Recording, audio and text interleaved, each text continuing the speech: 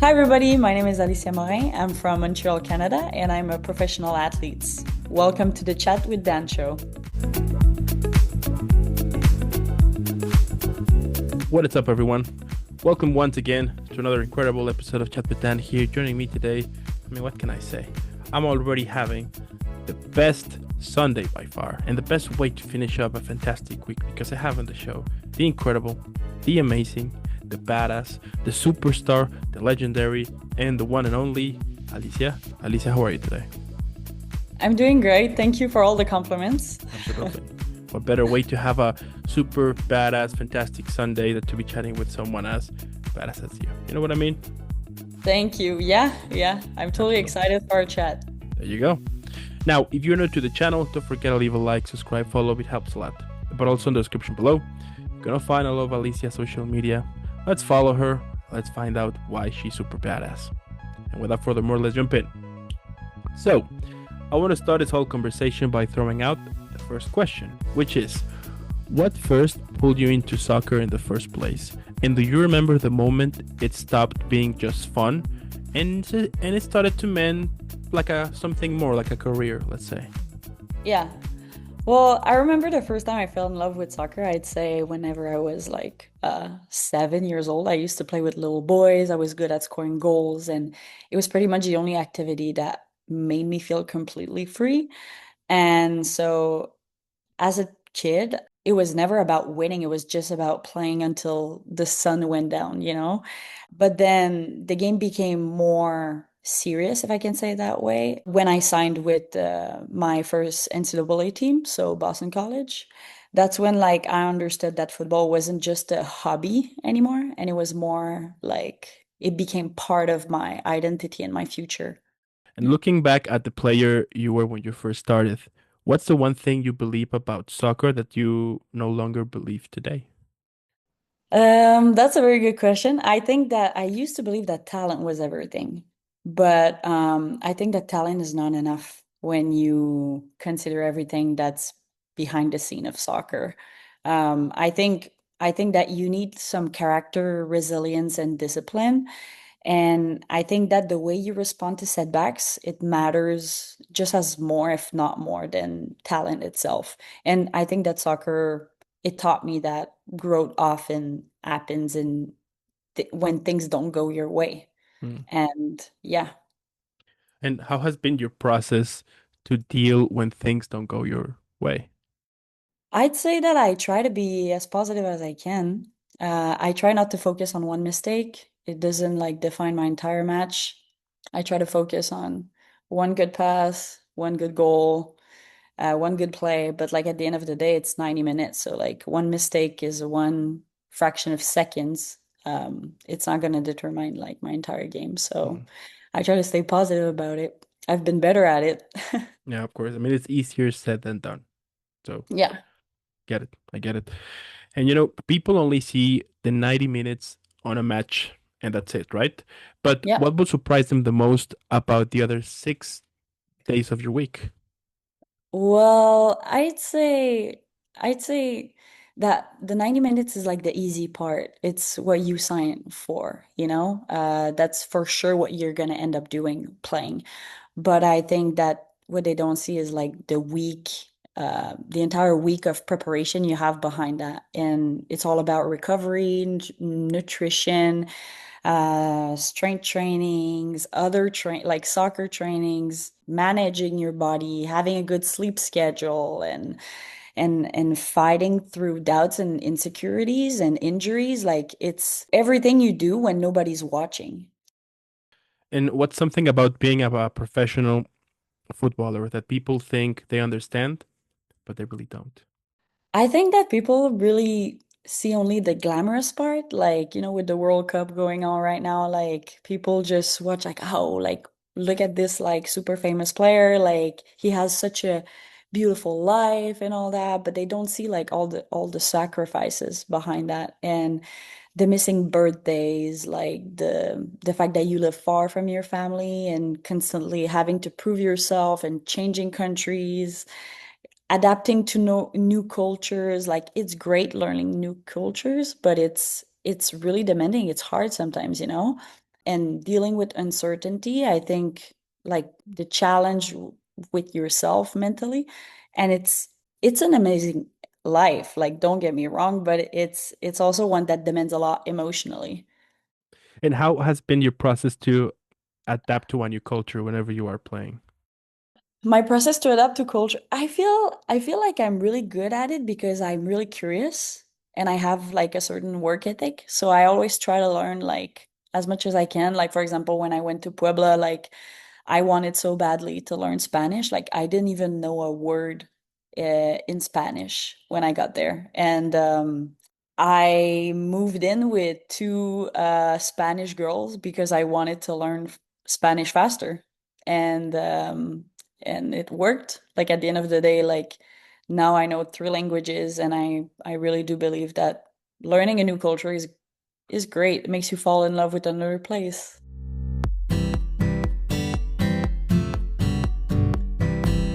If football could talk, what do you Yeah. think it's trying to teach you at this stage of your life?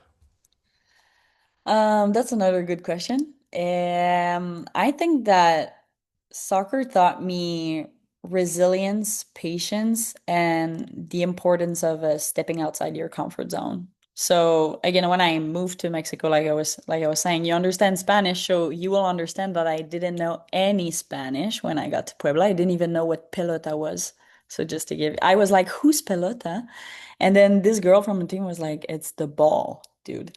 And I was like, oh no, I really know nothing. But then, like I embraced that challenge and I did everything in my power to learn Spanish. I was even watching Dora the Explorator so I could learn. That's a good choice.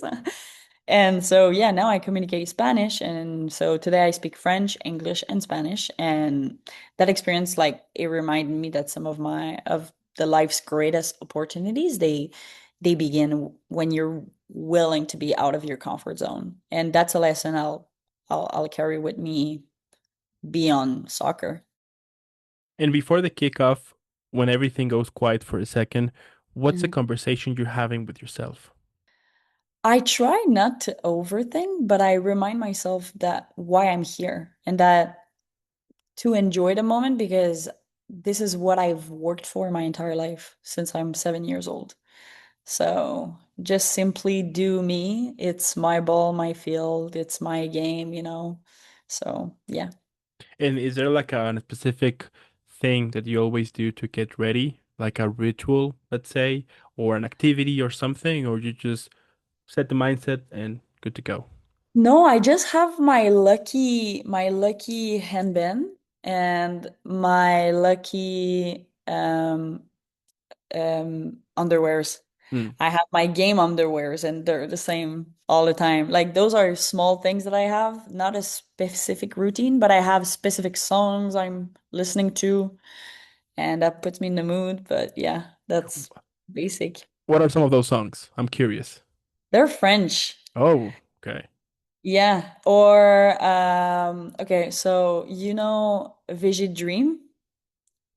It's or Gyms. I They're think I like do. French singers. But he Hmm. sings like C'est mon année, which is this my year, like all like positive Hmm. song theme song. Yeah, or I like Shabuze. Do you know Shabuze? No, I don't know It's that one. country. It's country, but like it's not really country pop, like, Hmm. but it's very nice too. Yeah. So before the match, we have a mix between country, pop, positive, right? That's the Uh-huh. vibe, right? Yeah, yeah, yeah. Pretty Okay, much. okay. And after a match, what's your go-to snack?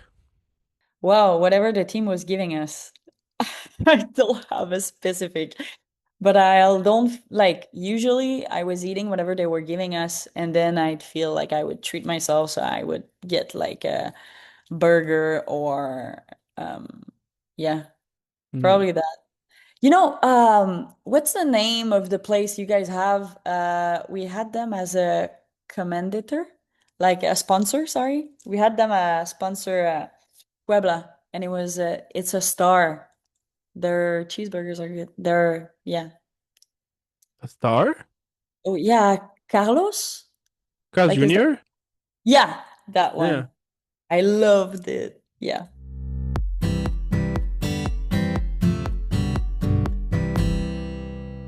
Switching to our first activity, speed round questions.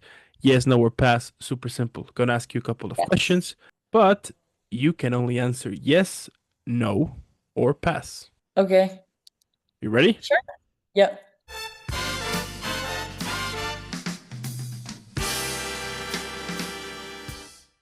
Do you still get nervous before a match? Yes. Do you watch your own highlights? Yes. Are you harder on yourself than your coach is?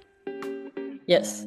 Would you rather score the winning goal or make the match saving tackle? Winning goal. Do you replay mistakes longer Uh-huh. than you celebrate great moments?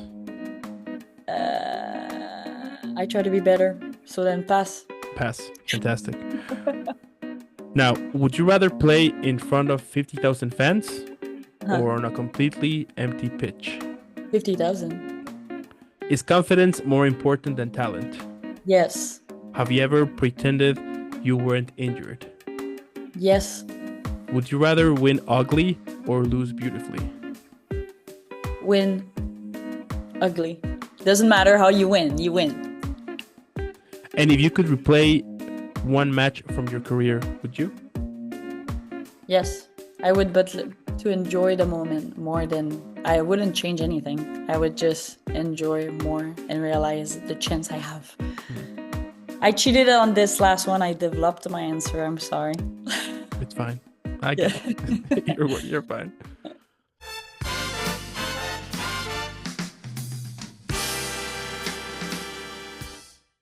Now, going back to our general transmission, tell me, do you remember a time when football stopped being fun for a while? And what helped you fall in love with it again? Mm, yeah. Well, I think that for all athletes, it would be the same because at some point, like injuries and uncertainty and the pressure of constantly having to prove yourself, it makes it makes soccer become like more like a job than a passion. So I think that remembering why I started in the first place, and like making myself realize that the reason why I play soccer is because I get to do it, not because I have to do it, and like it's a privilege to do it. I think it really makes me more joyful and like enjoy the moment with my teammates, and I love like, being around them, playing soccer, do what I love. I think it's important to remind yourself that whatever you're doing it because you first wanted it. And yeah. And as an athlete, how you deal with depression? Mm, how do I deal with the pressure? Well, that's a good question. I try to not overthink because I think that I'm like, and every time I try to like talk to myself and be like, the reason why you're there is for a reason. You're better than the majority. Like you've been practicing this since this age, whatever. Like, so then I'm just ignoring the pressure and I'm concentrating on me and what I can control, and that I trust myself. So then everything's gonna be fine. Yeah. I think that's the most important thing to remember to focus on you, basically, right? I have Yeah. discovered that same thing that the only thing I can control is the things that I can do. So maybe I should be focusing on those things instead of things that I can't have any control of it. Because if I try to have control of it, I'm gonna get depressed and so Yeah, yeah. I mean, when you overthink, I think it's a difficult place to be because then it's just a non-ending circle, and yeah, just put yourself into a positive mood, thinking about positive things, and yeah. and how let's say you are in the middle of a match, but suddenly it's one of those days that you're not playing at your 100%. So my question is how you get back up, right? How you don't let yourself being drowned by this idea that you're not playing well, and how you're like, no, I need to play well, and you are constantly fighting with your mindsets so you can keep on going. I just try to push even like harder. Like I try to go on the tackle harder. I try to go on the girl I need to put pressure on like harder. Like I do everything harder. So then I break that bad cycle. You know what I mean? Because I would never like admit that I'm down or anything. I think I've always been combative and really positive. So then if it doesn't go my way for the first 10 minutes, then I know that something has to change and my intensity needs to get up and like my yeah. So I think, yeah, that's what I do. My just bring my intensity up and continue challenging myself, and challenge the other team. So they're scared of me and I win the ball back.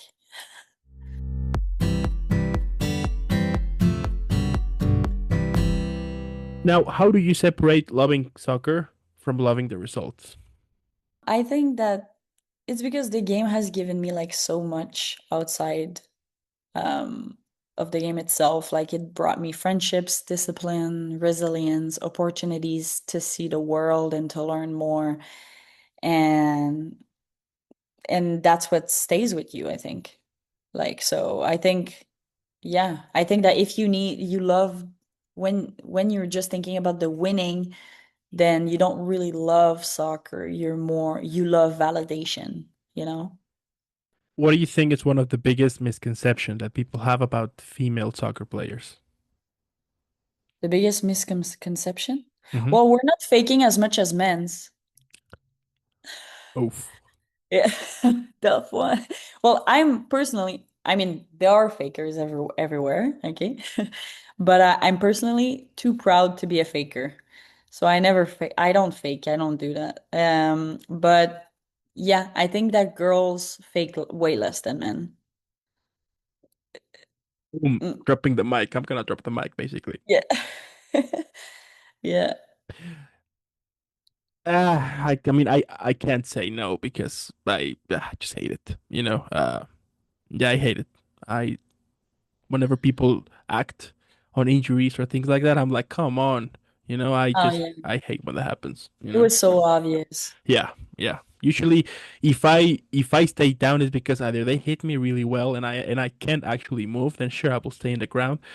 But Mm, it's a physical sport. Sure, you're gonna get hit, and that's just the way it is. But exactly. that's why you're pro, right? That's why you play because you can stand up and continue. But whenever either I hate that or I hate when they start to play cheat, that they Yeah. start to take a lot of time to Yes. Yes, do yes, something. yes. I hate when that happens. Yeah, yeah, me too. So yeah, it just pisses me off whenever that happens. I'm like, come on. I mean, I know it's a strategy, but me, I just hate when people do that. Like, I think, okay, you don't want to compete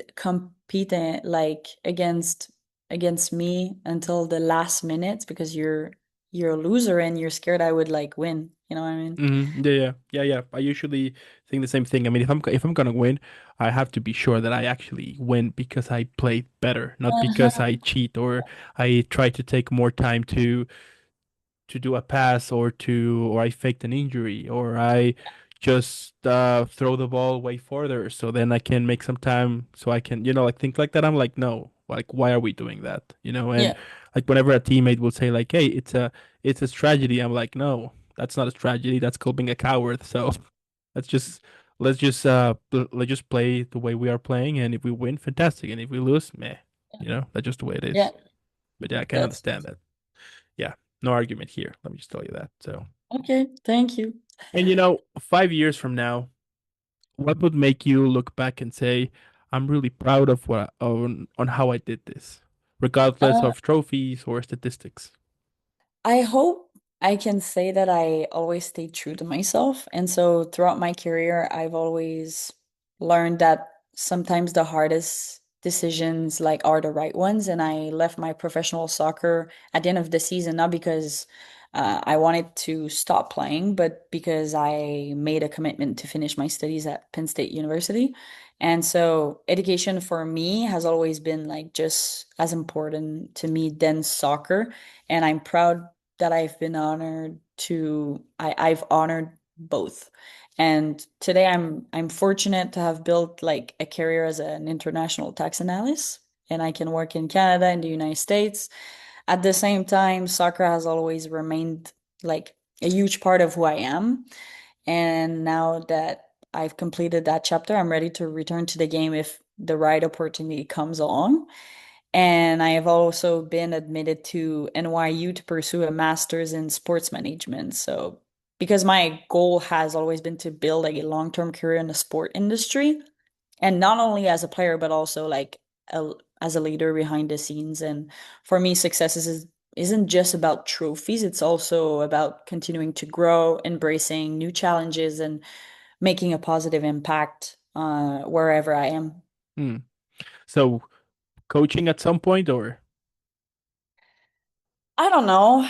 I would I would more I mean, I'm always open-minded. I've tried to coach once. I loved it. It was fun, but I would want to like manage a an entire sport place. Like for example, we had like when I was at University of Missouri, we had well she was often there, so I knew who she was, but she was basically working as she was the president of the sports, like mm-hmm, okay, so then mm-hmm, she would manage like the communication, like the alumni, the donations, all that. And I really think that I'd love to do something like that, or to even be like the CFO or like the CEO of like a big professional club, like So Montreal yeah. Canadiens, or like in the MLB, in the NHL, in the NBA. Like I wouldn't mind. I just think that I can bring so much more to an organization. Mm-hmm, And I mm-hmm. think like I have the background, I have the knowledge, I have everything. So yeah, that's what I'd like to do. Yeah, yeah. I know what you mean now. That's pretty cool. So who knows? Maybe at some point the next NWSL president. Just saying. And- Well, it would be president of a team, not like but the Let's go organization big. itself, Why not? it's Right? great. Yeah, it's Let's go super big. great too. I didn't think of that one. Thank you. It's part of the list now. I got you. I got you. That's pretty cool. Or of a team. That would be nice too. Sure.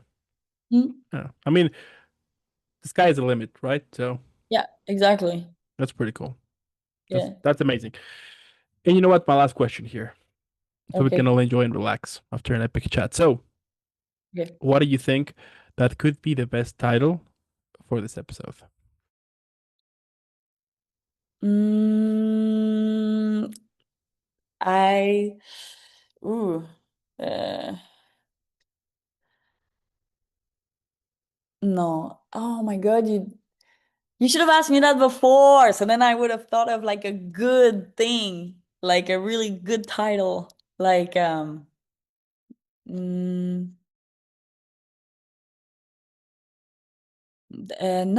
not discipline. I would say resilience. Resilience? That you want that to be the title? I don't know. You tell me. I mean, it's Isn't your it? title, as you wish. Um, continuous imp uh, continuous improvement. I don't. Oh, this is for my title for this podcast. Hmm. Oh, well, you're the journalist. Let me ask you, what would be the title? Well, because we both saw Ted Lasso for a second, I was like, what did we call Believe. believe, or what did we call it? Barbecue sauce. But then I was like, yeah, I probably shouldn't do it because people will be wondering like, what the hell is that? For those who haven't watched Ted Lasso, be like, why is it called barbecue sauce? So Or maybe believe. believe. I take believe. Believe is Let's name it good. believe then. Sounds like a plan. So believe it is. And who knows, maybe at some point that could be the title for your memoirs. If at some point you decide to write a book describing your whole journey, history and everything, you got a title About there already. myself. Who knows? Right? Well, I have a bunch of stories, that's for sure. There you go. And you have the title now. So what are we waiting for? Believe. Yeah. There you go. And at the end, what can I say?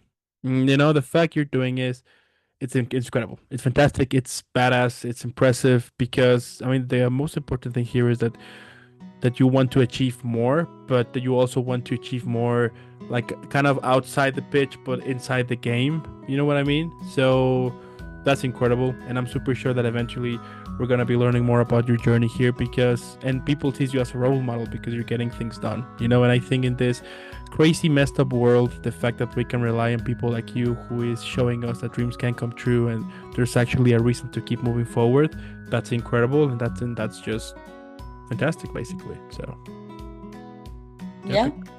Thank you very much. Yeah, thank you for making this happen. I do want to thank also those who stayed the whole episode. Let us know what you think in the comments below. But by this point, come on. As I said, since question 1, I know why Alycia is super badass. So let's share some love. Hashtag Team Alycia. And again, thank you for making this happen. Keep shining out there, keep rocking, keep kicking ass. And I'll be seeing you in the next one.